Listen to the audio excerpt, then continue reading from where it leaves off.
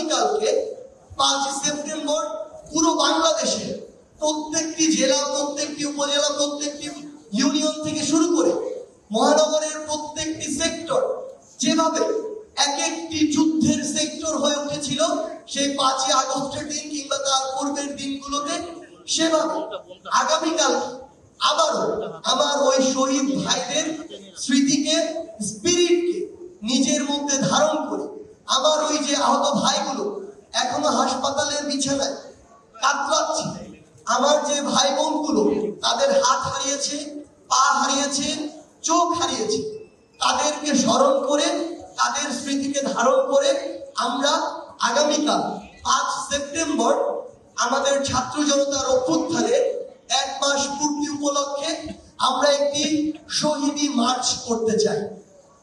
এই শহীদি মার্চে আমরা চাইব আমাদের যে বাবা মারা, যে ভাই বোনেরা তাদের সন্তান হারিয়েছে, তাদের ভাই বোন হারিয়েছে, বিনয়ের সাথে আমরা আপনাদের প্রতি অনুরোধ করতে চাই, আপনারা আমাদের সাথে আসুন। আপনারা যে ভার নিয়ে আজকে চলছেন, হাঁটছেন, আমরা সেই ভারের সঙ্গী হতে চাই। আমরা সব সময় আপনাদের সন্তান হয়ে, ভাই বোন হয়ে আপনাদের সাথে একইভাবে চলতে চাই। সেই জায়গায় আমরা চাইব পুরো বাংলাদেশের ছাত্র জনতা আবারও তাদের প্রত্যেকের জায়গা থেকে তারা এই শহীদি মার্চে অংশগ্রহণ করবে, যেখানে আমার শহীদ ভাইদের ছবি থাকতে পারে ফেস্টুনে। আমার শহীদ ভাইরা যে চেতনাকে, যে স্পিরিটকে ধারণ করে নিজের জীবন দিয়েছে সেই কথাগুলো থাকতে পারে।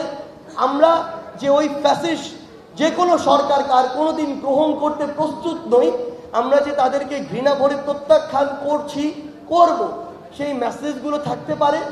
আমরা অন্তর্বর্তীকালীন সরকারের কাছে কি চাই সেই বার্তাগুলো থাকতে পারে। আমরা কেমন বাংলাদেশ চাই সেই কথাগুলো থাকতে পারে। কিংবা আইন শৃঙ্খলা রক্ষাকারী বাহিনী থেকে শুরু করে ইভেন ইফ বৈষম্য বিরোধী ছাত্র আন্দোলনের কাছে আগামীতে আমরা কি চাই, কিভাবে নতুন একটি আমরা পলিটিক্যাল সেটেলমেন্ট চাই, আমরা কোন পথে যেতে পারি, আপনার সেই ভাবনাগুলো, সেই চিন্তাগুলো থাকতে পারে, আপনার সেই প্রশ্নগুলো থাকতে পারে। আমরা ব্যানারে, ফেস্টুনে, প্লেকার্ডে সেই জিনিসগুলো দেখতে পাই এবং দেখতে চাই। এবং আমরা আমাদের ছোট ভাই বোনেরা যারা রয়েছেন কিংবা যারা বড়রা রয়েছেন, যারা ছবি আঁকেন, ছবি এঁকে নিজের মনের ভাব প্রকাশ করেন, আমরা সেগুলো দেখতে চাই। অর্থাৎ আপনার নিজের জায়গা থেকে যেভাবে যা কিছু করে মনে হয় যে আপনি শহীদি মার্চে নিজের অংশগ্রহণকে আরো বেশি স্পষ্ট করতে চান এবং এটি সমৃদ্ধ করতে চান, সেই স্বতঃস্ফূর্ত অংশগ্রহণ আমরা আপনাদের কাছে চাই আগামীকালকের এই শহীদি মার্চে। আমরা যদি আমাদের ঢাকার রুটটি বলি, তার পূর্বে একটি জিনিস বলতে চাই। 5ই আগস্ট সকাল 10টায় যখন বৃষ্টি হচ্ছিল, 11টার দিকে অ্যাপ্রক্সিমেট যখন আবার আমাদের সকল ইন্টারনেট বন্ধ করে দেওয়া হলো, কিংবা 12টার দিকে ইন্টারনেট আসার পরেও আমাদের 2টায় যখন শাহবাগে একত্রিত হওয়ার কথা ছিল, তার ঠিক 2 ঘন্টা পূর্বেও কিন্তু পুরো বাংলাদেশের ছাত্র জনতার মধ্যে এটুকু চিন্তা কাজ করছিল যে আমরা যে জন্য নিজের জীবনের রিস্ক নিয়ে শাহবাগের দিকে ছুটে যাব সেটি সফল হবে কিনা। কিন্তু তার ওই চিন্তায়, চেতনায়, স্পিরিটে, আগ্রহে কিংবা তার ওই যে মনের যে একান্ত চাওয়া যে এই ফ্যাসিবাদের পতন ঘটাতে হবে, সেই জায়গায় কিন্তু বিন্দুমাত্র কমতি ছিল না। তারপরও ওই 2 ঘন্টা আগে সামান্য যদি মনের কোনো আশঙ্কাও থাকে, সেটি নিয়েও সবাই যখন নেমে পড়ল, তখনও এই ভাইরা, এই বোনেরা যারা বুক পেতে দিয়েছিল, তারা কিন্তু নিশ্চিত ছিল না এই ফ্যাসিস্টের পতন হবে কিনা।